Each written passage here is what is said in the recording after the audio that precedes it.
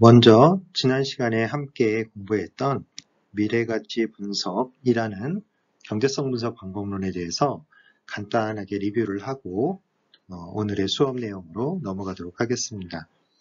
미래가치 분석이라고 하는 것은 개념적으로 봤을 때 어떤 특정 미래 시점에서 현금의 유입이 현금의 유출보다 더 큰가라는 것을 따져보는 방법론이었죠.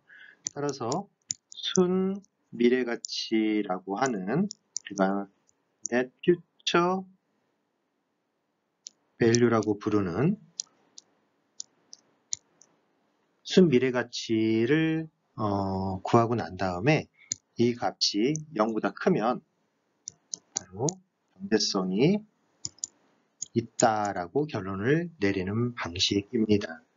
순 미래가치라고 하는 것은 현금 유입의 미래가치에서 현금 유출의 미래가치를 빼주는 거죠. 따라서 순미래가치가 0보다 크다라고 하는 것은 현금의 유입이 현금의 유출보다 컸다라는 것을 의미하게 되는 것입니다. 자, 이런 미래가치법에 대해서 이야기를 하고 이후에 우리가 프로젝트 잔액의 개념에서 자본회수기간법을 이용했을 때 N년 말에 바로 이 프로젝트 잔액을 따져볼 수 있다고 했는데 바로 N년도 말에 이 프로젝트 잔액과 우리가 공부했던 NFV 값, Net Future Value 값하고 동일한 값이 되어야 미래가치법이나 자본회수기간법이 올바르게 분석이 되었다라고 얘기를 했었고요. 그래서 이거를 반드시 비교를 해보아야 한다라고 얘기를 했습니다. 자, 그리고 또 다른 얘기에서 이 순미래가치의 해석에 있어서 이것을 우리가 프로젝트 잉여라고 해석할 수 있는데 이 프로젝트 잉여의 의미는 그런 거였죠. 이 프로젝트를 수행할 수도 있고 아니면 프로젝트를 수행하지 않을 때 기업의 투자풀에 그대로 돈을 보관을 할 수도 있고 이 두 가지 대안 중에 하나의 대안을 선택하는 거라고 얘기를 했는데요. 만약에 우리가 기업의 자금을 기업의 투자풀에 보관하지 않고 특정한 프로젝트에 투자했을 때 추가적으로 수익이 생성되게 되는데 바로 추가로 만들어진 그 수익을 우리가 프로젝트 잉여라고 부른다라고 이야기를 했습니다.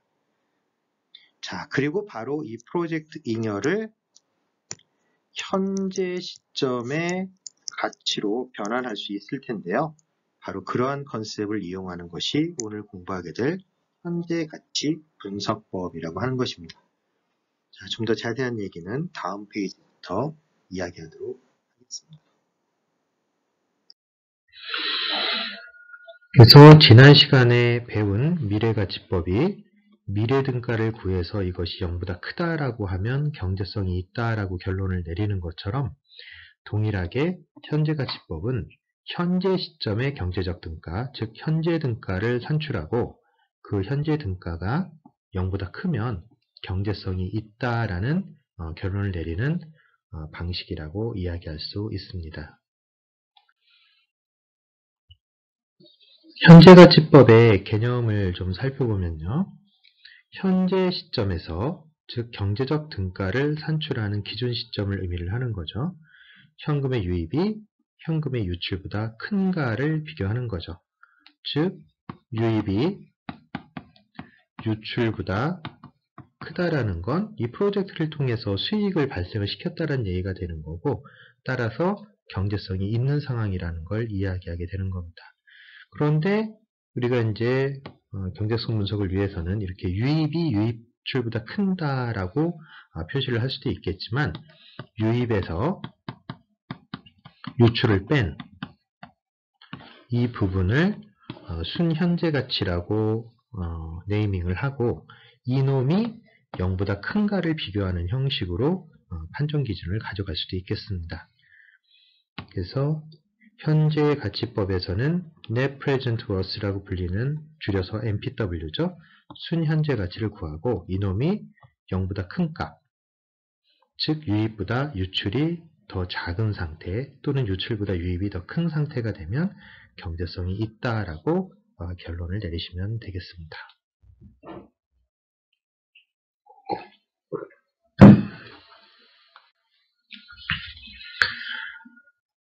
자, 이러한 현재 가치법을 좀 도식적으로 설명해 보면 일단 순현재 가치 NPW를 구하는 방식은 현금 유입을 모두 현재 시점의 가치로 변환을 하고 또 현금 유출 역시 모두 현재 시점의 가치로 변환한 이후에 현금 유입의 현재 가치에서 현금 유출의 현재 가치를 감해주면 그놈이 바로 NPW라고 불리는 순현재 가치가 되는 것이고 이 순현재 가치가 0보다 크면 경제성이 있습니다 라고 결론을 내리시면 되겠습니다.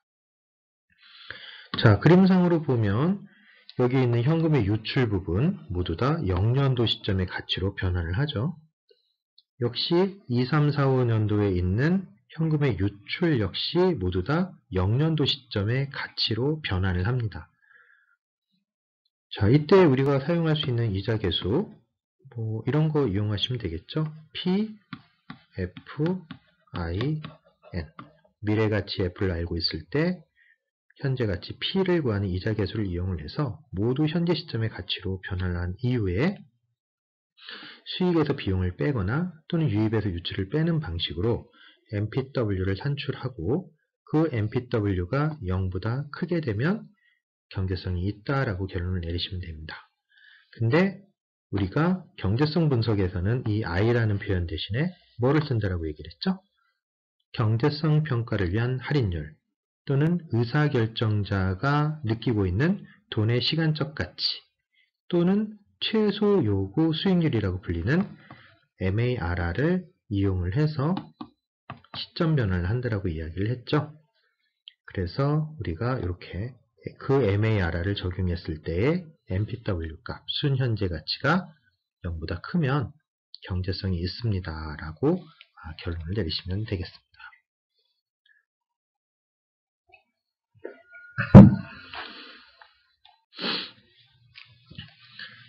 자, 앞서 미래가치 분석에서 이용했던 사례를 똑같이 현재가치법에서도, 현재가치 분석법에서도 적용을 해보도록 하겠습니다. 자, 그 예제의 내용은 이런 거였죠. 이러한 하나의 공작기계를 구입을 하는데 구입 비용이 75,000이 들었고요. 이 기계를 사용을 해서 공장을 운영을 하면 1년차, 2년차, 3년차 각각 다음과 같은 비용 절감이 발생을 하게 되고 바로 이 비용 절감을 우리는 수익으로 평가를 한다라고 얘기를 했어요. 이 부분이 비용. 그래서 현금 흐름도를 그려보면 0년도에 이렇게 75,000의 현금의 유출이 발생을 하고 이후 1, 2, 3년도에 현금의 유입이 발생을 하게 됩니다.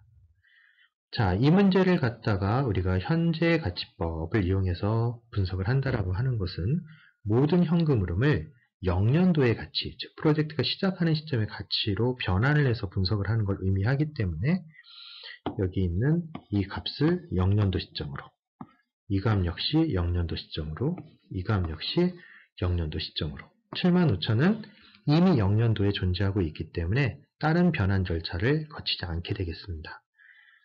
따라서 여기 있는 이 숫자들을 변환하기 위해서 우리가 이자 계수를 써야 되는데 그때 사용할 수 있는 것이 P, F, 자, I 대신에 MARR을 이용한다고 했는데 MARR이 15%이니까 15%에 요거 같으면 1년, 얘 같으면 2년, 얘 같으면 3년을 쓰면 되겠죠.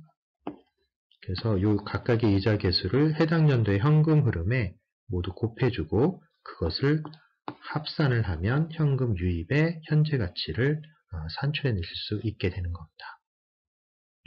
계산 과정을 한번 살펴보죠. 현금 유입의 현재 가치를 구하기 위해서 1차년도, 2차년도, 3차년도의 현금 흐름을 각각 PF, MARR의 N 이자계수를 이용을 해서 현재 가치로 변환을 해냈고요. 그래서 나온 현금 유입의 현재 가치가 78,553. 그리고 현금 유출의 현재 가치는 뭐 변환할 게 따로 없죠. 이미 0년도의 가치이기 때문에. 그래서 현금 유입에서 유출을 빼면 순수한 현재 가치가 나오게 되는데 그 값이 바로 3,553이 되겠습니다. 그래서 이 값이 0보다 크기 때문에 이 프로젝트를 채택을 하면 된다라고 얘기할 수 있겠고요. 여기서도 계속 말씀드리지만 세 가지 단계가 필요하죠. 경제성 분석을 위해서는. 첫 번째, MPW 값을 산출한다. 두 번째 단계는 뭐죠? 이 MPW가 0보다 큼을 보여준다. 판정하는 거죠. 그리고 세 번째, 결론을 내려줘야 되는데 따라서 경제성이 있음, 뭐 이런 식의 표현들이 모두 합쳐져서 이 세 개의 세트를 우리가 모두 합쳐서 경제성 분석이라고 이야기를 하고 있는 겁니다. 그래서 간혹 경제성 분석을 수행하라 라고 이야기를 하면 그냥 MPW 산출하고 끝내는 분들이 종종 있는데 이거는 경제성 분석을 수행한 것이 아니라 그냥 단순히 MPW를 계산을 한 것이죠. 이런 부분들 좀 명확하게 이해를 하시는 게 좋을 것 같습니다.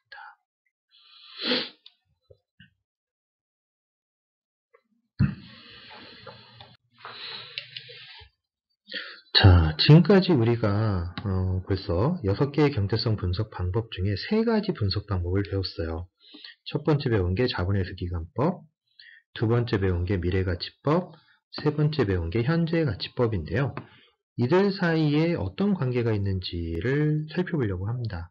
자, 관계를 살펴보기 전에 먼저 우리가 이야기할 수 있는 건 동일한 현금 흐름 그리고 동일한 MARR을 적용한다라고 하면 6가지의 경제성 분석 방법 중에 어느 방법을 사용한다 하더라도 항상 경제성이 있든 없든 그 결론은 동일한 결론이 나와야 된다라는 얘기를 먼저 드리겠습니다.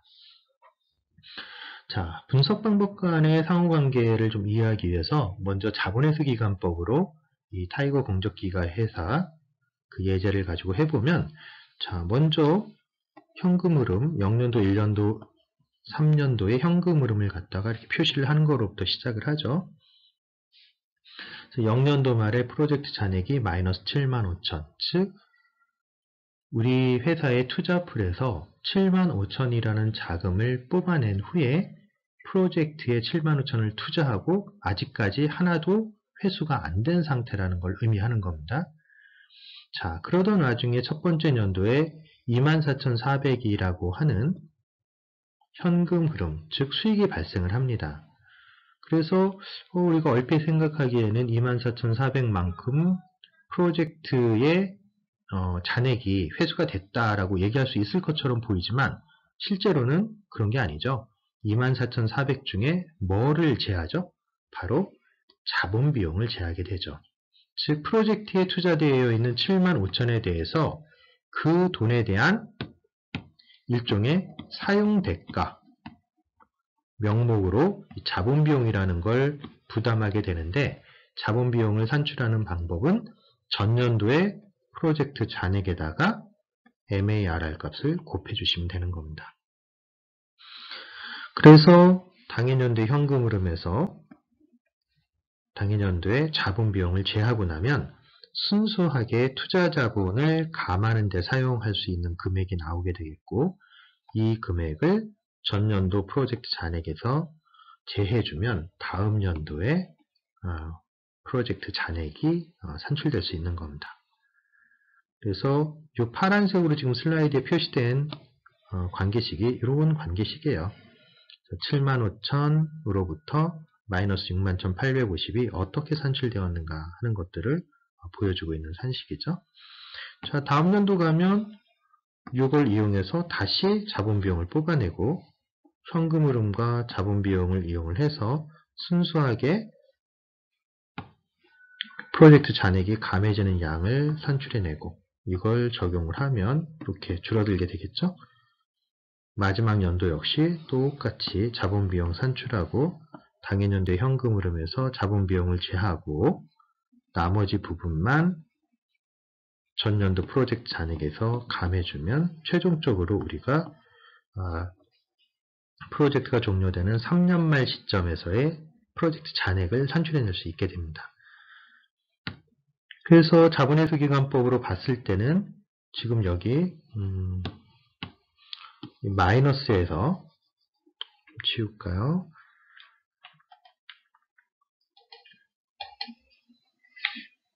자, 여기 있는 마이너스에서 여기가 아니네요. 다시 죄송합니다. 마이너스에서 플러스로 프로젝트 잔액이 전환되는 시점. 따라서 2점 몇 년 정도가 자본회수기간법이 되는 거죠. 그래서 그 2점 몇 년이 프로젝트 기간 3년보다 짧기 때문에 경제성이 있다라고 얘기를 하는 거가 되는 게 거겠고요. 자, 이때 프로젝트가 종료되는 시점 3년 말에 프로젝트 잔액 이 5,404가 뭐와 동일해야 된다라고 얘기를 했냐면 바로 미래가치법에서 얘기하고 있는 NFW 값과 동일한 값이 나와야 된다라고 얘기를 했습니다. 자, NFW라는 건 프로젝트가 종료되는 3년 말 시점의 가치이기 때문에 얘를 3년 전 시점으로 시점 이동을 시켜요. 자, 어떻게? 이렇게 하면 되죠. PF 15%의 3년. 미래가치 F를 알고 있을 때 현재가치 P를 구하는 이자계수를 이용을 하면 바로 3년 전 시점의 가치로 변환해낼 수가 있게 되는데요.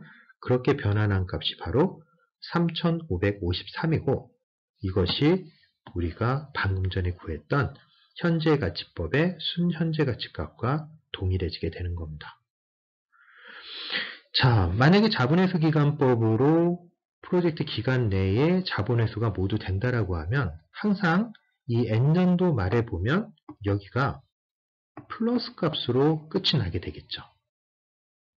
이 얘기는 항상 NFW를 구해보면 플러스 값이 나오고 이것은 0보다 큰 값이기 때문에 자본회수 기간이 3년 내에 존재하기만 하면 NFW가 항상 플러스가 되고 미래가치법으로 산출을 해도 항상 0보다 큰 값, 즉 경제성이 있다라는 결론이 나온다라는 거예요. 자, 이게 플러스이기 때문에 얘를 3년 전으로 되돌려도 값이 작아질 수는 있지만 부호가 바뀌진 않아요. 그래서 여전히 플러스 값이 되겠고 왜냐하면 이 값이 항상 0보다 큰 값이기 때문에 그런 겁니다. 그래서 NPW 값도 0보다 크기 때문에 역시 결론은 경제성이 있음이라는 형태로 나오게 된다는 거죠. 그래서 여기 있는 이 슬라이드를 보면 우리가 결국 자본회수기간법의 결론과 미래가치법의 결론과 그리고 현재가치법의 결론이 항상 동일할 수밖에 없음을 보여주고 있는 겁니다. 따라서 앞서 말씀드렸다시피 동일 현금 흐름 그리고 동일 MARR을 가정을 한다라면 경제성 분석 결과 역시 동일한 결론이 나올 수밖에 없습니다. 라는 것이 증명이 될 수가 있는 겁니다. 정리해서 말씀드리면 어떠한 경제성 분석 방법을 사용한다 하더라도 여러분들이 올바르게 사용한다라는 가정만 있으면 항상 그 경제성 분석의 결론은 동일하게 나올 수밖에 없습니다. 라는 이야기를 하고 있는 거예요.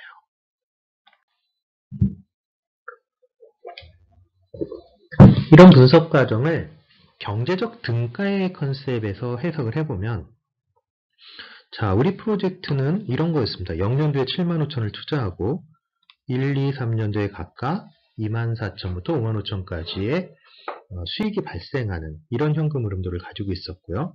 이때 MARR이 15%라고 얘기를 했어요. 그리고 저 MARR을 우리가 뭘로 해석할 수 있냐 그러면 경제성 분석을 위한 할인율 또는 의사결정자가 느끼는 돈의 시간적 가치라는 표현을 했어요. 누구의? 의사결정자에.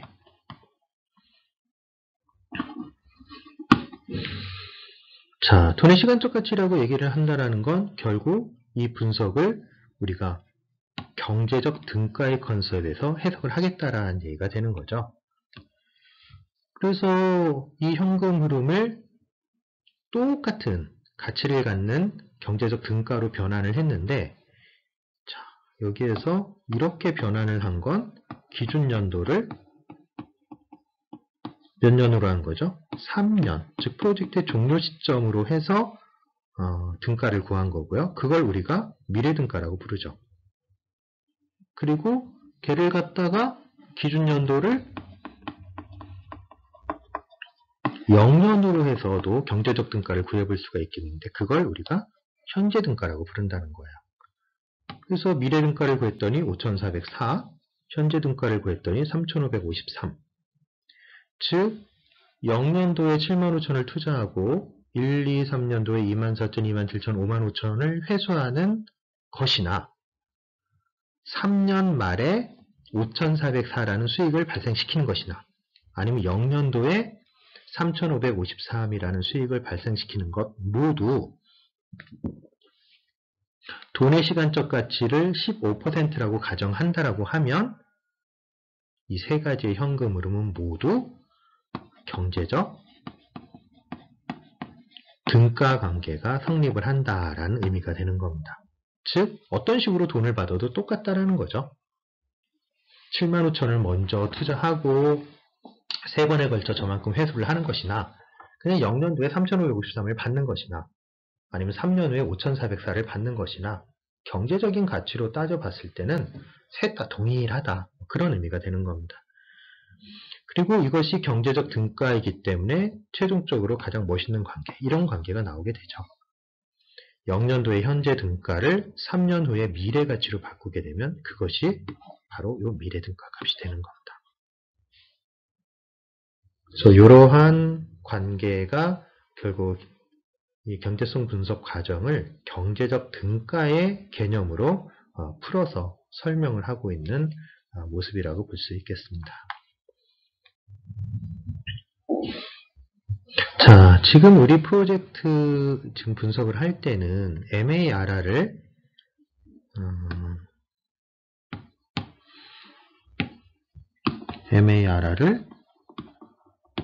15%로 가정을 하고 문제를 풀었어요. 그런데 만약에 이 MARR 값이 15%가 아니라 더 적은 값을 갖거나 아니면 더 큰 값을 갖는다라면 이 현재 가치 NPW 값이 어떻게 변하겠습니까? 라는 걸 한번 분석해 본 거예요. 자, 이미 우리가 공부를 해봐서 알죠. 최소외부 수익률에서 MARR 값이 커지면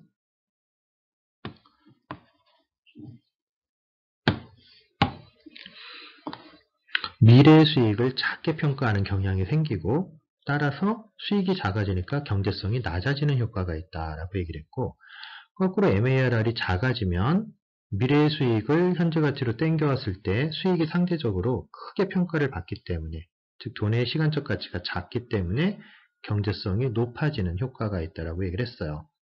실제 그런 일이 벌어지는지를 이 표를 통해서 한번 검증을 해볼 텐데요. 자, 일단 MARR을 0%로 가정하고 문제를 풀어봤습니다. 그랬더니 32,500이 나왔어요. MARR이 0%라는 건 돈의 시간적 가치가 무시가 되는 거기 때문에 현금 흐름도상에 나와 있는 모든 숫자들을 단순 합계를 낸 거나 동일한 결과가 되는 거죠. 그게 32,500입니다. 자, 2%로 키웠더니 MARR이 커지죠. 따라서 경제성이 점점 안 좋아져야 돼요. 자, NPW가 줄어들어요. 4%까지 MARR을 키웠더니 더 줄어듭니다. 6, 8, 12, 14까지 해서 계속 NPW가 MARR이 커지면서 감소되고 있는 것을 이 표에서 확인할 수가 있겠고요. 우리가 사전에 공부했었던, 미리 분석을 했었던 MARR 15%의 경우로 가보면 좀 전에 계산했던 것처럼 3553이라는 NPW 값을 구해낼 수가 있습니다. 자, 이후에 16%면 2076. 그러다가 결국 우리가 MARR을 17.45%까지 이렇게 증가를 시키게 되면 MPW가 0이 되는 순간을 찾아낼 수도 있습니다. 이때 17.45%라는 건 MPW가 0이라는 건 우리 이런 의미잖아요. 손해와 이익이, 즉 비용과 수익이 동일해지는 지점. 따라서 이 이자율을 우리가 뭐라고 부르냐면 손해와 이익이 똑같아지는, 그래서 이 17.45%를 기점으로 해서 이쪽으로 가면 손해, 이쪽으로 가면 이익, 이렇게 두 개를 나눠준다라고 해서 손익분기 이자율이라고 부르게 되는 겁니다. 향후 이 17.45%는 우리가 수익률의 개념으로 해석을 하는 날이 곧 오게 될 겁니다. 하지만 여기에서는 손해와 이익을 갈라주는 이자율이라고 해서 손익분기 이자율로 해석을 일단 하겠습니다. 자, MARR을 이제 더 증가시킬 거예요. 그러면 계속해서 수익이 줄어들겠죠? 0년도의 비용은 그대로인데, 따라서 MPW 값이 궁극적으로는 이렇게 마이너스로, 그 마이너스가 계속 증가하게 됩니다. 그래서 점점 경제성이 안 좋아지는 경우가 발생을 하게 되죠. 따라서 이 표에서 이야기를 하고 싶은 것은, 우리가 어떤 하나의 현금 흐름이 있을 때 MARR 값에 변화가 생긴다라면 동일한 현금 흐름이라 할지라도 MARR 값에 따라서 어떤 경우에는 경제성이 있다라고 판정을 받기도 하고, 또 다른 경우에는 MARR 값에 따라서 경제성이 없다라고 판정을 받기도 한다라는 거예요. 이 예제 같은 경우에는 MARR이 17.45%보다 작을 때는 경제성 있음이에요. 그래서 프로젝트 채택입니다. 반면에 17.45%를 넘어간 이 MARR이 되면 경제성이 없음이 돼요. MPW가 마이너스니까. 따라서 프로젝트를 갖다가 기각하게 되는 일이 벌어진다는 거예요. 그런데 가만히 생각해보면 이 두 경우 모두 현금 흐름은 동일한 거예요. 오로지 뭐가 다르냐 하면 MARR 값만 차이가 발생을 하고 있다는 거죠.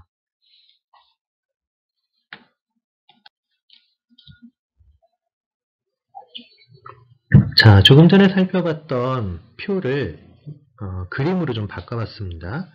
자, 가로축은 MARR이 이렇게 증가하는 모습을 보여주고 있고요. 세로축으로는 MPW 값이 증가하는 방향으로 축을 잡았습니다.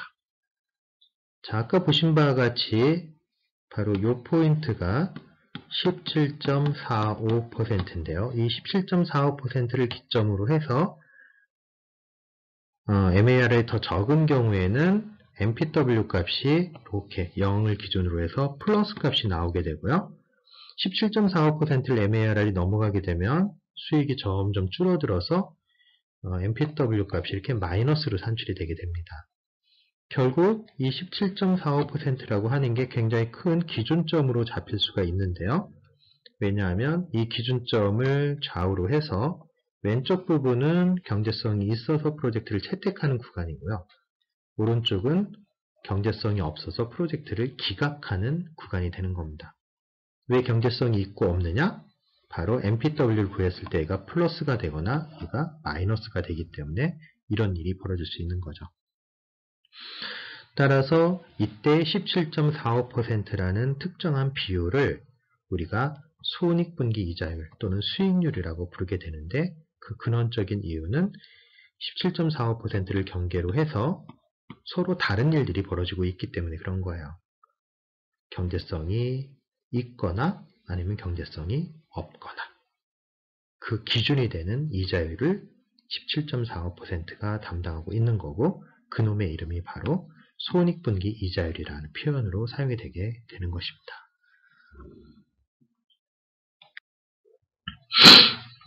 자, 다음에는 좀 주제를 바꿔서 민감도 분석이라고 하는 분석 내용에 대해서 좀 살펴보려고 해요. 자, 민감도 분석이라고 하는 것은 어떤 프로젝트 분석을 위해서 입력 변수가 있고 출력 변수가 있다라고 하면 입력 변수의 변화에 대해서 출력 변수가 어떻게 변화하는가를 분석해보는 이런 내용의 분석을 민감도 분석이라고 해요. 거꾸로 얘기를 하면 입력 변수가 변화함에 따라서 출력 변수가 변화하는 정도, 이것을 우리가 민감도라고 부르는 것이죠. 자, 예를 들어서 어떤 하나의 시스템이 있다라고 하면 그 시스템에는 입력 변수와 출력 변수가 존재를 하게 되고 입력 변수 값에 따라서 출력 변수의 값이 결정되게 됩니다. 자, 만약에 우리가 경제성 분석이라고 하는 걸 하나의 시스템이라고 본다라고 하면 경제성 분석을 위해서 필요한 여러 가지 입력 변수들이 있어요. 예를 들면 MARR이라든가 가격이라든가 비용이라든가 뭐 이자율 같은 것들. 그런데 이런 입력 변수가 변하면 조금 전에 MARR이 변함에 따라서 MPW가 변하는 것처럼 MPW나 NFW 또는 자본회수 기간 같은 것들이 다 달라질 수 있다라는 거예요. 자, 이때 만약에 입력 변수의 변화가 굉장히 적음에도 불구하고 출력 변수의 변화가 크게 나타난다 하면 굉장히 민감하다라고 표현을 하는 거예요. 근데 반면에 입력 변수의 변화가 굉장히 큼에도 불구하고 출력 변수의 변화는 아주 미미하게 나타났다. 그러면 민감도가 작다라고 표현을 하는 것입니다. 이렇게 입력 변수의 변화에 따른 출력 변수의 변화를 분석하는 것을 우리가 민감도 분석이라고 부르는 것이에요. 자, 이런 민감도 분석은 어떤 절차에 의해서 수행이 되는가 하면 자, 첫 번째 단계, 경제성 분석에 영향을 줄 수 있는 입력 변수를 선정을 합니다. 두 번째, 다른 변수들은 다 원래의 추정치를 유지를 해줘요. 그리고 내가 경제성 분석에 영향을 줄 수 있다고 생각한 입력 변수 한 개만 그놈을 값을 아주 작은 값부터 큰 값까지 변화시켜가면서 MPW 값을 계산을 하는 겁니다. 마치 우리가 아까 MARR 값을 가지고 얘를 0%에서 시작해서 40%까지 이렇게 증가를 시킨 것처럼 대상 변수의 값을 계속 변화시켜가면서 MPW 값의 변화 과정을 살펴보는 거예요. 그러고 난 다음에 가로축은 민감도 분석 대상 변수의 값, 즉 입력 변수를 X축으로 그리고 MPW는 Y축으로, 즉 세로축이죠. 해서 그래프를 하나 작성을 합니다. 그리고 그 그래프에 적합한 코멘트를 작성을 하시면 민감도 분석이 완성이 됐다라고 얘기할 수 있겠습니다.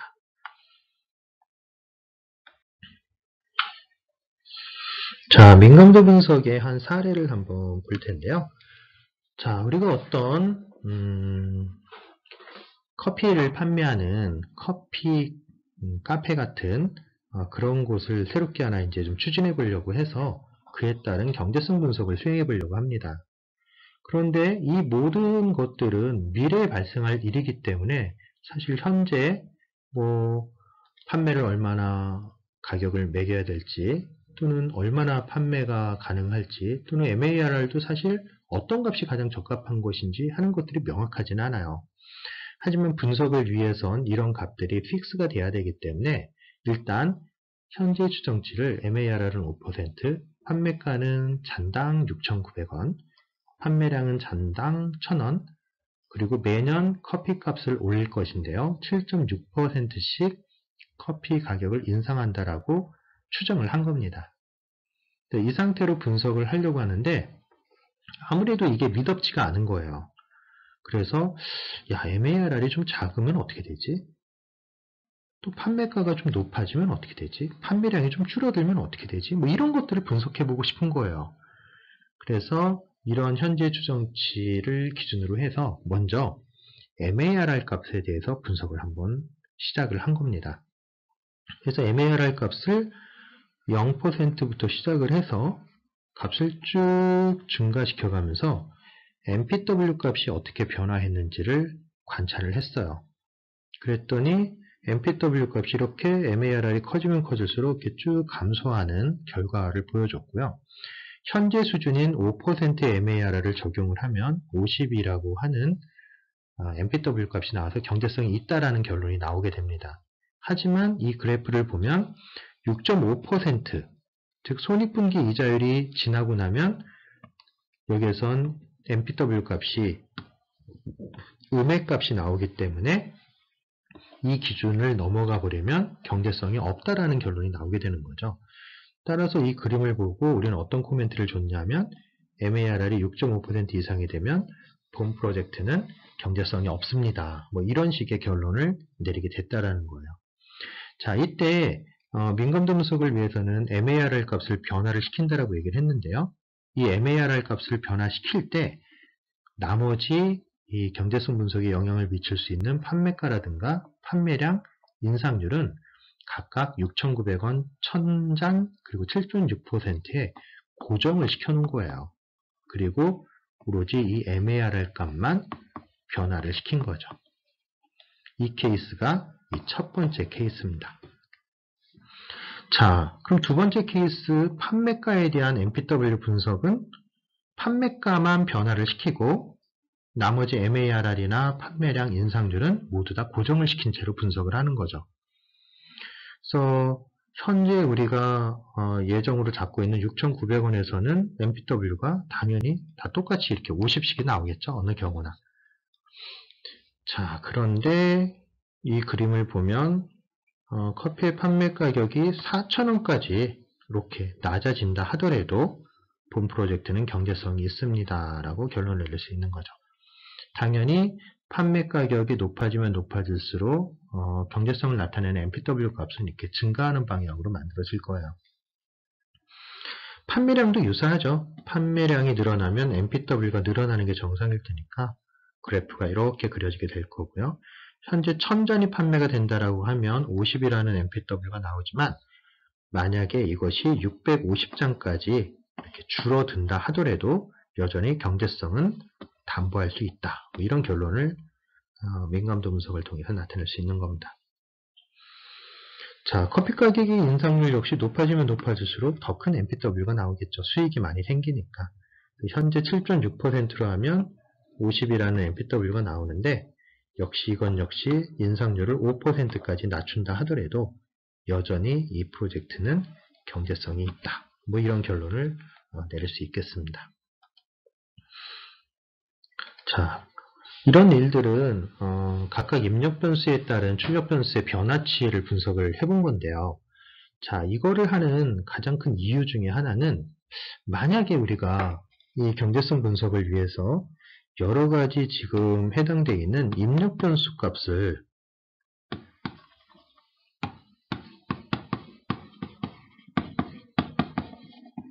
여기서 보면 이것들이죠. 얘네들을 사전에 다 추정을 해야 돼요. 정확한 값으로. 그래야지 올바른 결론이 나오겠죠. 그런데 우리에게는 항상 뭐가 문제냐면 한정된 시간과 비용밖에 없다라는 거예요. 경제성 분석을 위해서. 그러면 모든 입력 변수들을 다 똑같은 노력을 들여가지고 추정을 한다라고 하면 뭐 다 그냥 다 대충 뭐 이렇게 할 수밖에 없는 거예요. 그래서 뭔가 하나의 입력 변수에 조금 더 노력을 들여서 조금 더 정확하게 추정을 해야 되겠다 라고 하는 변수를 좀 선택해서 집중적으로 시간과 비용을 투자해야 되는데 만약에 그런 시간과 비용을 투자해야 된다라면 여기 있는 4개의 입력 변수 중에 어떤 거에 투자해야 되겠느냐라는 겁니다. 당연히 어떤 거냐면 민감도가 큰 변수에 더 많은 시간과 비용을 투자를 해야 된다는 거예요. 민감도가 크다라는 건 어떻게 알 수 있냐면 여기 있는 그래프들의 기울기를 보면 돼요. 자, 기울기가 보면 얘는 이 정도고 얘는 이 정도고 얘는 이 정도고 얘가 이 정도죠. 기울기가 가장 큰 것. 기울기라고 하는 것은 입력 변수의 변화에 따른 출력 변수의 변화를 나타내는 게 기울기잖아요. 바로 이 기울기가 글씨가 좀 기울기가 가장 큰 놈. 바로 여기에서 보면 이 MARR 값이 출력 변수에 가장 큰 영향을 줄 수가 있기 때문에 만약에 우리에게 한정된 시간과 비용밖에 존재하지 않는다라고 하면 그 노력을 가급적 정확한 MARR 값을 추정하는 데 활용하는 것이 가장 효율적입니다. 이러한 결론을 내리기 위해서 이 민감도 분석의 결과가 활용될 수 있다는 거예요. 참고하시기 바랍니다. 자, 이번 현재 가치 분석법에서도 우리가 계속 살펴봤던 자동화 설비 프로젝트의 사례를 가지고 실제 한번 연습을 해보도록 하겠습니다. 그래서 계속해서 같은 사례가 나오고 있는 거죠. 우리가 직접 만든 현금 흐름이에요. 마이너스 85,500이 투자가 되고 향후에 이와 같은 수익이 발생을 하는 구조이죠. 따라서 이 문제를 현재가치법으로 해결을 한다라고 하는 건 각 연도에 존재하는 현금 흐름을 모두 이 프로젝트가 시작하는 0년도 시점의 가치로 변환을 해야 된다는 걸 의미하게 되고요. 그 얘기는 이러한 변환 과정이 필요하다라는 거죠. 자, 이렇게 다 0년도의 가치로 바꿔줘야 됩니다. 가치로 바꿔주기 위해선 이자 계수를 활용을 해야 되는데요. 바로 P, F, MARR 7%의 1년, 2년, 3년, 4년, 5년 요 놈이 바로 N의 자리에 들어오면 되는 거죠. 이런 작업을 거쳐서 현금 주입과 유출의 현재 가치를 구하고 현금 주입의 현재 가치에서 현금 유출의 현재 가치를 감해주면 그것이 바로 MPW가 되는 것입니다. 자, 이렇게 구한 MPW 값은 이런 과정을 거치죠. 131,267,000원이 되고 이 값이 0보다 크기 때문에 경제성이 있습니다. 라고 결론을 내리시면 됩니다. 자, 첫 번째 MPW가 얼마라고요? 131,267,000원. 두 번째 판정입니다. 131,267이 0보다 크다. 세 번째 결론입니다. 따라서 경제성이 있음. 이런 과정이 단계적으로 필요한 것이죠. 직접 여러분들이 계산을 한번 수행해 보시고 결론이 잘 맞게 나오는지 꼭 확인을 해 보시길 부탁드리겠습니다. 자, 이번에는 상호 배타적 투자 대안에 대한 분석 방법에 대해서 같이 살펴볼 텐데요. 자, 지금까지는 우리가 경제성 분석을 수행을 한다라고 하면 어떤 하나의 특정한 프로젝트에 대해서 이 프로젝트가 경제성이 있다, 없다. 이 둘 중에 하나를 선택하는 뭐 이런 식의 문제였어요. 즉 하나의 프로젝트가 해야 된다, 말아야 된다. 그런데 우리가 지금 얘기하고 있는 이번 장에서 상호 배타적 투자 대안이라고 하는 것은 여러 개의 대안들이 있을 때 그 중에서 하나를 선택해야 되는, 즉 여러 개 중에 가장 좋은 거 하나를 선택해야 되는 이런 상황의 문제를 이야기를 합니다. 그래서 상호 배타적 투자 대안이라고 하는 것을 사전적으로 정의를 해보면 복수개의 대안 중에 오로지 하나의 대안만을 선택해야 되는 상황을 얘기를 하고 있고요. 예를 들면 우리가 어떤 건물을 지을 수 있는, 주택을 지을 수 있는 택지가 이렇게 있는데 이 택지에다가 뭐 아파트를 건설할 수도 있겠고 아니면 저층의 타운하우스 같은 것들을 건설할 수도 있을 텐데 아파트를 짓게 되면 타운하우스를 포기해야 되는 거고 거꾸로 타운하우스를 짓게 되면 아파트를 포기해야 되는 거죠. 즉 땅이 하나밖에 없기 때문에 거기에 아파트를 세우든 타운하우스를 세우든 둘 중에 하나의 행위밖에 할 수가 없게 되는 것입니다. 따라서 이러한 경우에 상호 배타적 대안이 하나는 아파트, 하나는 타운하우스 이렇게 얘기할 수가 있는 것이죠. 자, 또 다른 경우는 우리 충북대학교 병원 쪽에 보면 개신호거리가 있는데 이곳이 이제 상습 정체구역이라 이 교통체증을 완화하기 위해서 지하차도를 건설하거나 고가도로를 건설하거나 둘 중에 하나의 방법을 이용해서 교통체증을 완화해야 된다라고 하면 과연 지하차도를 할 것인가, 고가도로를 할 것인가? 지하차도를 놓으면 고가도로를 포기하는 거고, 고가도로를 놓는다면 지하차도를 놓을 필요가 없게 되는 것이죠. 그래서 게시노걸이라고 하는 하나의 그릇에 지하차도를 담을 것인가, 고가도로를 담아야 될 것인가 하는 상황이 있다라고 하면 이 경우 역시 각각 지하차도와 고가도로가 이 상호 배타적 대안으로서 해석이 가능하게 되는 것입니다. 그래서 이러한 경우 현재가치법을 이용을 해서 어떻게 상호 배타적인 대안 중에 가장 좋은 대안을 하나 선택할 수 있을 것인가, 이러한 문제를 지금부터 생각해 보겠다라는 의미입니다. 자, 상호 배타적 투자 대안한 얘기를 더 하기 전에 먼저 프로젝트를 크게 수익 프로젝트와 서비스 프로젝트로 좀 구분을 해보면요. 수익 프로젝트라고 하는 것은 우리가 어떤 대안을 선택하느냐에 따라서 수익이 달라지는 프로젝트를 의미를 합니다.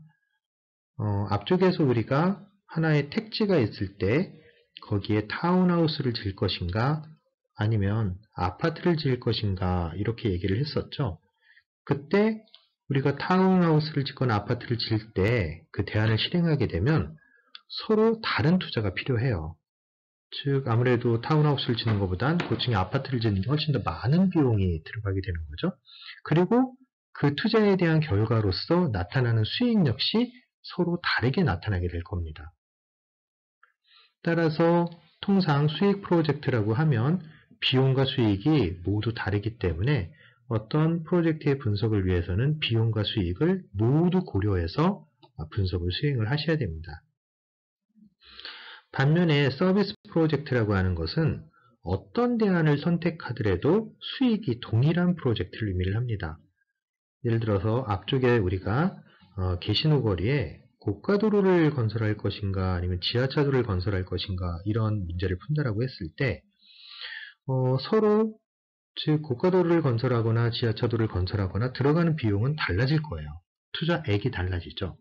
하지만 외관 같은 것들을 그냥 고려하지 않고 오로지 교통이 얼마나 원활하게 소통되는가 하는 것들만 따진다라고 했을 땐 차선수가 동일한 이상 차가 빠지는 정도, 거기로부터 얻을 수 있는 효용은 동일하다라고 얘기할 수 있는 것이죠. 따라서 이런 경우에는 수익이 동일하기 때문에 두 개의 상호 배타적인 대안을 비교할 때 오로지 비용만을 고려해서 비용이 더 적게 나오는 대안을 선택을 하면 그 대안이 최적 대안이 될 수 있다라는 의미를 나누어서 좀 얘기를 하고 있는 겁니다. 그래서 대부분의 민간 프로젝트들은 수익 프로젝트 성격이 강하기 때문에 비용과 수익을 모두 고려해서 분석을 하시면 될 것 같고요. 공공부문의 프로젝트 같은 경우에는 어떤 대안을 선택하더라도 대부분의 경우 수익이 동일하게 나타나기 때문에 비용만을 고려해서 비교하는 방식을 많이 활용하게 되는 겁니다. 그래서 최저가 이런 얘기들이 종종 나오게 되는 것이죠.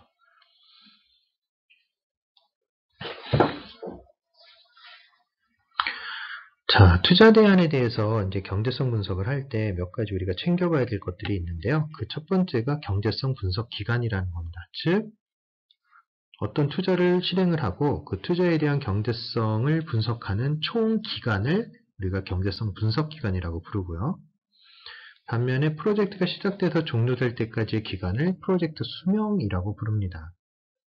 그래서 우리가 어떤 두 개의 투자 대안을 비교를 할 때 몇 년 동안을 대상으로 과연 그 프로젝트를 분석할 것인가 라고 따진다고 하면 기본적으로 프로젝트 수명이 주어져 있다. 즉 프로젝트가 시작돼서 종료되는 시점이 있다라고 하면 그 경제성 분석 기간은 프로젝트가 시작돼서 끝날 때까지의 전체 기간을 경제성 분석 기간으로 삼는 것이 너무나도 당연하다는 거예요.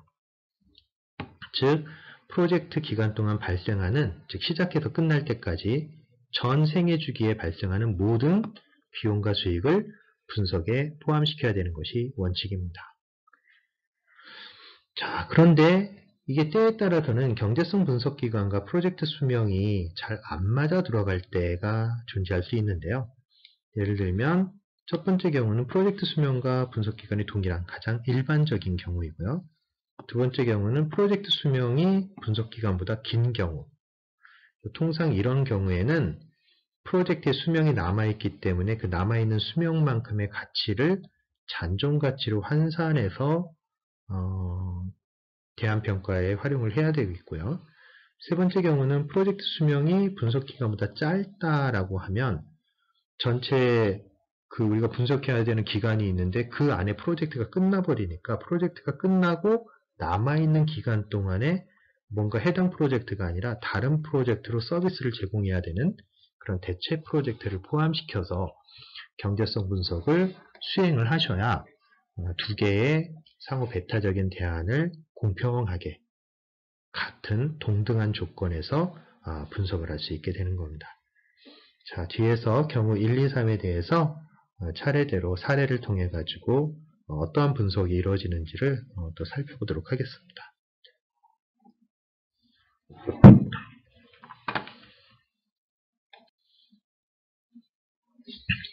자, 첫 번째 경우는 프로젝트 수명과 분석 기간이 동일한 경우를 의미를 하는데요. 자, 이때 경제성 분석을 수행하는 방법은 각 프로젝트의 수명기간 동안의 순현재 가치를 계산한 후 MPW가 큰 대안을 선택하시면 되겠습니다. 자, 예를 들어서 지금 프로젝트 A와 프로젝트 B가 존재를 하는데요.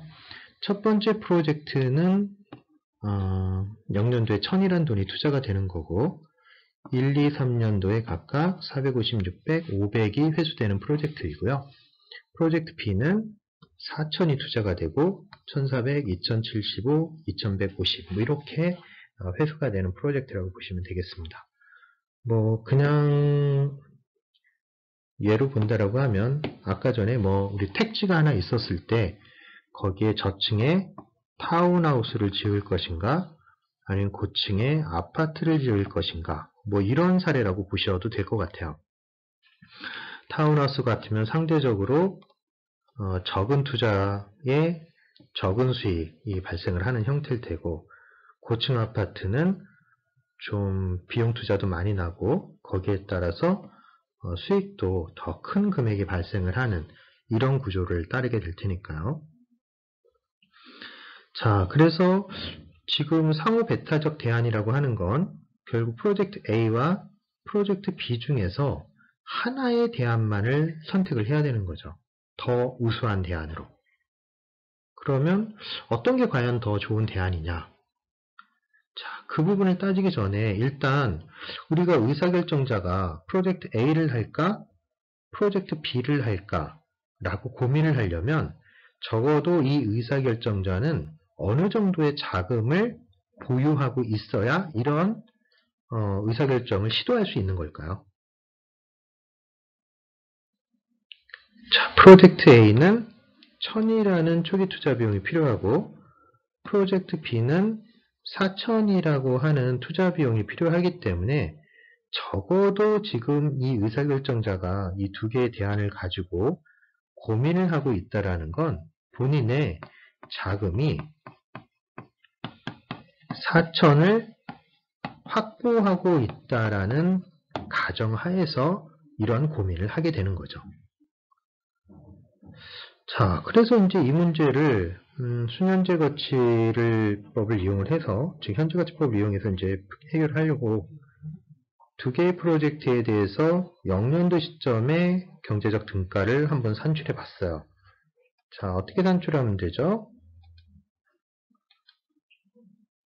MPW를 구하는 거니까 각 연도의 가치들, 즉 0년도에 존재하지 않고 있는 놈들의 가치를 모두 이렇게 0년도 시점의 가치로 변환을 해줘야겠죠. 자, 어떻게 하면 되죠? 우리가 알고 있는 이자계수 P, F, MARR 10%의 N년 이 이자계수식을 여러분들이 활용을 해서 각각 현금 유입의 현재 가치를 구하고 그 현금 유입의 현재 가치에서 현금 유출의 현재 가치를 제함으로써 우리가 요 MPW 값을 산출해낼 수 있게 되는 거죠. 그래서 프로젝트 A와 프로젝트 B의 MPW 값을 산출해 봤더니 A는 283이라는 숫자가 나왔고 B는 579라는 숫자가 나왔습니다. 자, 과연 그러면 프로젝트 A와 프로젝트 B 중에 더 우수한 대안은 어떤 대안일까요? 신현재 가치가 하나는 283, 하나는 579. 아무래도 숫자가 이게 더 큰 거로 봐서 여기 보면 MPW가 더 큰 대안을 선택한다라고 했으니 프로젝트 B가 최적 대안으로 선정이 되는 것이 맞는 것처럼 보입니다. 그런데 이걸 약간 좀 관점을 달리해서 한번 좀 살펴볼게요. 자, 어떤 사람이 이제 이렇게 결론을 내린 걸 보고 프로젝트 B가 더 좋은 대안이야 라고 결론을 내린 걸 보고 뭐 이런 식의 얘기를 해보는 거예요. 야, 너 좀 가만히 생각해봐. 얘는 지금 투자 액수가 프로젝트 A는 1000이고 근데 그때 283이라고 하는 MPW를 만들어냈어. 그런데 프로젝트 B는 4000이라고 하는 아주 큰 돈을 투자하고 나서야 579라고 하는 순현재 가치를 만들어낸 거야. 그러면 야, 1000 투자해서 283을 만들어내는 게 훨씬 더 우수한 거 아니야? 뭐 이런 얘기들을 할 수 있는 거잖아요. 그래서 야, 그런 측면에서 봤을 때 난 아무리 봐도 이게 더 좋은 것 같아 라고 이야기한다라면 이거 좀 헷갈리네? 뭐 이렇게 생각이 들 수가 있어요. 근데 이 사람이 이제 이런 얘기를 하면서 주장을 했던 가장 근거가 되는 건 뭐냐면 투자 액수가 다르다라는 측면인 거죠. 그러면 이걸 어떻게 해석을 할 수 있을까 하는 부분이죠. 그럼 이제 아까 이 고민을 시작을 하려면 적어도 이 사람은 본인의 수중에 4000이라는 돈이 존재해야 된다. 그래야지만 이런 고민이 시작될 수 있다라고 얘기를 했었죠. 그 얘기는 뒤집어 얘기하면 기업에 투자 풀이라는 것이 있는데 이 투자 풀에 4000이라는 돈이 저장되어 있는 경우에 이런 고민이 가능하다라고 얘기할 수 있는 겁니다. 그러면 조금 전에 이제 이 사람이 이야기를 하면서 우리를 헷갈리게 만들었던 게 바로 이 투자금이 서로 다르기 때문에 좀 헷갈리는 부분이 있었던 건데 그러면 한번 생각을 해볼게요. 프로젝트 B 같은 경우에는 4000이 투자가 되기 때문에 여기 있는 4000이 모두 다 1로 가서 이해하기가 쉬워요. 그냥 투자풀에 있던 4000이 모두 다 특정한 프로젝트로 빠져나간 거가 돼버리는 거죠. 근데 반면에 프로젝트 A는 1000밖에 투자가 되지 않아요. 그러면 이 4000이라고 하는 투자풀을 4등분을 해서 이 4등분 중에 하나만 이 프로젝트로 이동이 되면서 투자라는 게 이루어지게 돼요. 그 얘기는 뒤집어 얘기하면 1000이라는 건 투자가 되고 나머지 3000은 어떻게 됐다는 얘기입니까? 바로 투자풀에 남아있는 이 3000은 어느 프로젝트로도 가지 않고 그냥 투자풀에 남아있다라는 거예요. 그러면 우리가 기업에 투자풀에 돈이 보관되고 있으면 그 돈은 몇 퍼센트의 비율로 늘어난다고 얘기를 했죠? 바로 최소 요구 수익률 만큼의 비율로 늘어난다고 얘기를 했어요. 즉 MARR의 비율로 증가를 하게 되는 겁니다.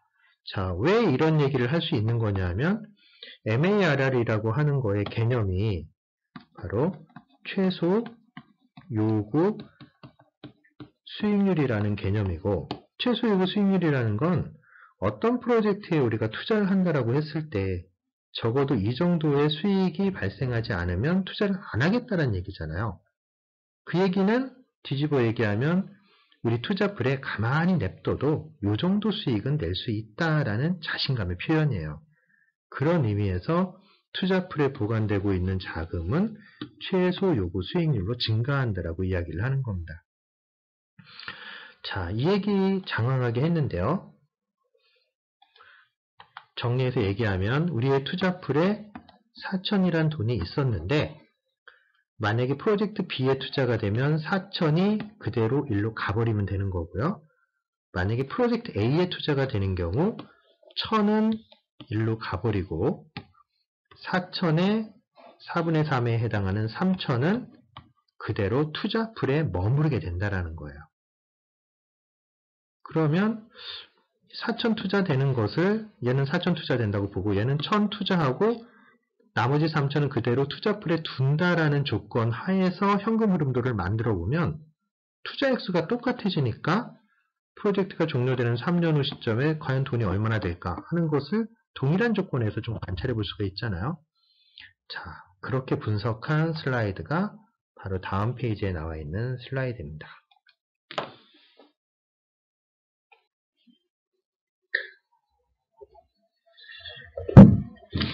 잠시 전에 말씀드렸다시피 미사용 투자 자본은 MARR로 투자된다라고 가정을 하는 거죠. 그래서 프로젝트 B 같은 경우에 현금 흐름은 앞과 동일하게 그림을 그려주시면 되겠고요. 프로젝트 B 같은 경우에는 1000밖에 투자가 되지 않기 때문에 나머지 3000이 추가로 투자되는 모습을 그려주게 되는데 바로 그 부분이 여기 있는 이 부분이에요. 미사용 투자 자본은 투자풀에 포함되어 MARR, 즉 10%의 수익을 얻게 된다라고 얘기를 하고 있는 거죠. 앞쪽 그림에서 문제가 MARR이 10%라고 가정을 하고 있었기 때문에 결국 투자풀에 돈이 들어있는 건 이 10%의 비율로 증가하게 되고 프로젝트가 종료되는 시점에 얼마가 되어 있냐 하면 이 3,000이라는 돈이 3,933까지 증가를 하게 된다는 거예요. 3993은 10%의 비율로 3년 동안 늘어난 그 금액을 의미를 하는 거죠. 자, 그래서 현금 흐름도를 이러한 과정을 통해서 프로젝트 B는 그대로 그리고 프로젝트 A는 이렇게 수정을 해서 그린 거예요. 자, 이렇게 놓고 보면 얘도 4천이 투자가 된 거고 얘도 4천이 투자가 된 거기 때문에 야, 똑같이 4천이 투자됐잖아. 그러면 아까처럼 헷갈릴 필요 없지? 뭐 이런 얘기를 할 수 있는 거예요. 자, 그래서 이렇게 현금 흐름도를 바꿔가지고 450이 회수되고 600이 회수되고 여기는 4,493이 회수되는 것처럼 해서 똑같이 MPW를 구해봤더니 이게 웬일? 283이라는 MPW가 나온다라는 거예요. 아까 이 부분을 포함시키지 않고 그대로 원래 프로젝트 A만 가지고 MPW를 구했을 때도 283이었거든요. 그런데 여기 있는 이 부분을 추가해서 풀었는데도 역시 MPW가 283이라는 거예요. 그 이유는 여러분들 대충 감을 잡으셨겠지만 이놈과 이놈이 MARR 10%를 가정하면 뭐기 때문에 바로 경제적 등가이기 때문에 하나는 플러스에 하나는 마이너스에 존재를 하니까 두 개가 서로 상쇄가 돼서 0값을 만들어내기 때문에 그런 겁니다. 즉, 이 두 부분이 있으나 마나 밸런스에는 영향을 줄 수 없다라는 거죠. 그래서 이 부분을 포함을 하든 포함을 하지 않든 MPW 값은 283이 나오는 거예요. 자, 이제 와서는 할 말이 없죠. 똑같이 4천이 투자되고 MPW를 하나는 283으로 만들어내고 하나는 579로 만들어냈기 때문에 누가 봐도 당연히 이놈이 더 좋은 대안이라고 얘기를 할 수 있는 겁니다. 그래서 결론적으로 프로젝트 B가 최적 대안이라고 얘기를 할 수 있겠고, 자, 그래서 이것저것 고민할 필요 없다라는 거예요. 그냥 두 개의 현금 흐름이 이렇게 주어져 있으면 상호 배타적인 대안에 대해서 각각에 대해서 단순하게 MPW를 계산을 하신 후에 초기에 투자되는 금액이 얼마인지는 아무 상관이 없어요. 그저 MPW를 단순하게 계산하고 이 MPW 값이 더 큰 대안이 있으면 그것이 최적이다. 이런 간단한 결론이 나오게 되는 겁니다.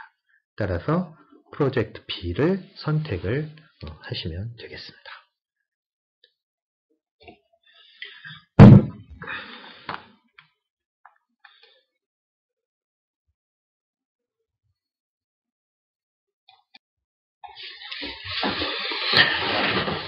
자, 이번에는 두 번째 경우를 살펴볼 텐데요. 두 번째 경우는 프로젝트 수명이 분석 기간보다 긴 경우를 가정하고 있는데요.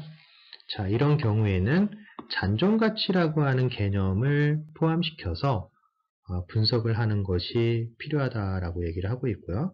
이 잔존가치를 포함시킨 후에 두 개의 프로젝트에 대해서 전체 분석 기간에 대해서 MPW를 계산하고 이 MPW가 더 큰 대안이 있으면 그놈이 최적 대안이다. 이렇게 선택을 하시면 된다라는 거예요. 자, 이게 뭔 말이냐 잘 이해가 안 되는데요. 간단한 예제를 통해서 어떠한 문제 상황인지를 조금 이해해 보도록 하겠습니다. 자, 예를 들어서 우리가 어느 부지에 아파트를 하나 건설하고자 합니다. 근데 이 아파트를 건설하려면 아래쪽에 있는 짐들을 고층으로 좀 이동시키기 위해서 타워 크레인과 같은 양중 장치가 필요하게 되는데요. 물건을 들어올리는 장치.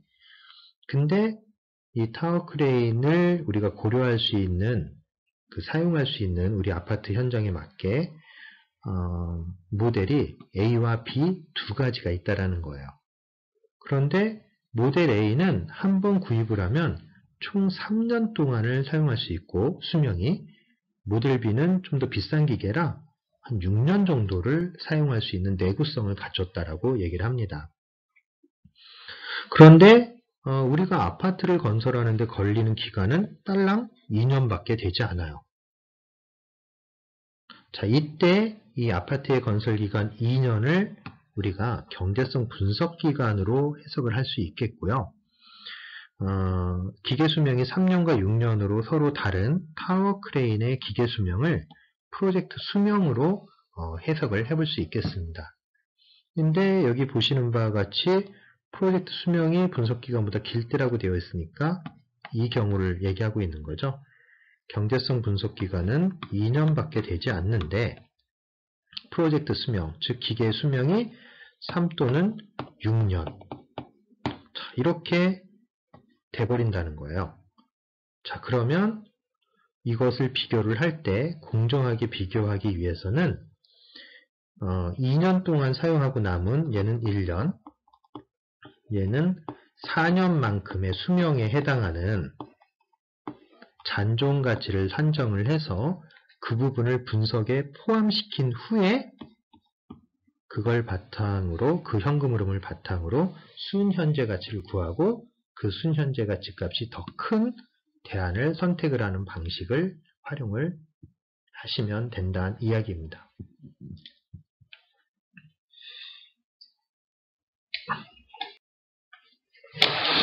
자, 예제 한번 볼게요. 조금 전의 상황으로 계속 생각을 이어나가도록 하겠습니다. 자, 프로젝트 수명이 분석 기간보다 길 때인데요. 자, 현금 흐름을 보겠습니다. A라는 건 수명이 3년짜리 아까 그 타워 크레인이라고 보시면 되고, B는 6년짜리 타워 크레인이라고 보시면 되겠습니다. 그래서 만약에 이 타워 크레인을 활용한다라고 하면 구입비가 30만이고요. 매년 운영비로 8만 정도의 비용이 들고 3년이 지나고 난 다음에 만약에 이 타워 크레인을 판매를 하면 고철값으로 $5만 받을 수가 있습니다. 반면에 6년짜리 타워 크레인을 활용한다라고 하면 구입비가 사실 8만 달러 정도 되고요. 매년 운영비로서 45,000. 아무래도 이제 기계가 좀 비싸다 보니까 상대적으로 운영비는 좀 적게 드는 그런 이점이 좀 있는 것이죠. 그리고 역시 이 타워 크레인 역시 수명을 다하고 나면 고철값으로 6만 달러를 주고 판매를 할 수가 있습니다. 자, 그래서 이 현금 흐름을 가지고 그냥 얘는 여기 있는 2년 동안 활용을 하니까 여기까지의 데이터. 얘도 2년 동안 활용하니까 요만큼의 데이터. 이걸 가지고 아파트 건설 기간이 딸랑 2년이니까 요만큼의 데이터만 가지고 그러면 현금 흐름이 어떻게 되나요? 요거 3개 포함된 거고 얘는 이렇게 3개가 포함된 걸 가지고 MPW 값을 계산해 봤더니 이렇게 나온 거예요. 이렇게 3년짜리 타워 크레인은 마이너스 43만 57 그리고 6년짜리 타워 크레인은 마이너스 55만 3,157 자, 이것만 놓고 보면 MPW가 어떤 게 더 큽니까? 여기 있는 게 MPW가 더 크게 되죠. 마이너스로 더 적은 숫자니까. 따라서 3년짜리 타워 크레인이 훨씬 더 매우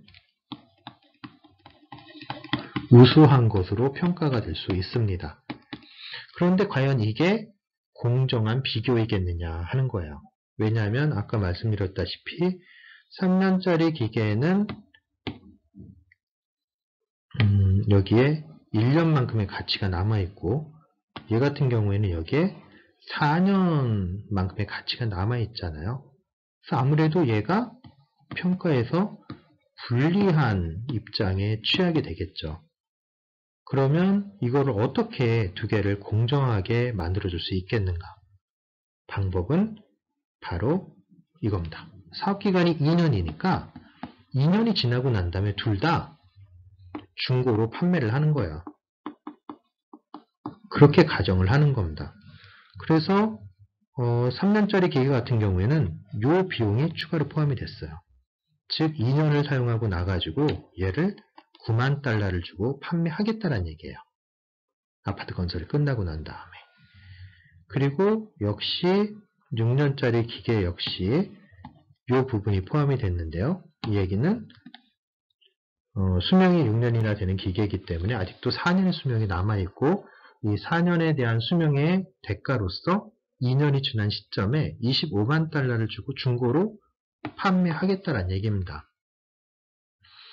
그래서 이러한 배경 하에 2년 동안의 현금 흐름 요만큼이죠. 요만큼을 가지고 다시 한번 MPW를 산출해 봤어요. 그랬더니 이번에는 3년짜리 A대안이 마이너스 36만 2,004 그리고 6년짜리 타워 크레인의 대안이 36만 4,122 격차가 거의 나지 않죠. 아까는 이렇게 격차가 심했는데 실상 봤더니 그 격차가 이 정도밖에 나지 않는다라는 거예요. 뭐를 했더니 단종가치 즉 중고 판매가를 포함을 시켰더니 두 개 대안의 MPW 값이 큰 차이가 나지 않는다라는 겁니다. 그래서 뭐 이 정도 숫자가 나왔다라면 물론 여전히 A 대안이 조금 더 낮은 비용을 나타내는 것처럼 보이긴 하지만 뭐 A나 B 중에 어떤 대안을 선택을 해도 가격적인 측면에서 큰 차이가 나지 않는다라는 뭐 그런 얘기를 할 수가 있는 겁니다. 그래서 여기서 얘기를 하는 건 프로젝트 수명이 분석기간보다 클 때는 남아있는 수명만큼의 가치를 잔존가치로 변환한 후에 프로젝트 현금 흐름에 이렇게 추가시켜서 분석을 해야지만 두 개의 대안 비교가 공정한 대안 비교가 될 수 있다. 뭐 이런 얘기를 할 수 있게 되는 겁니다.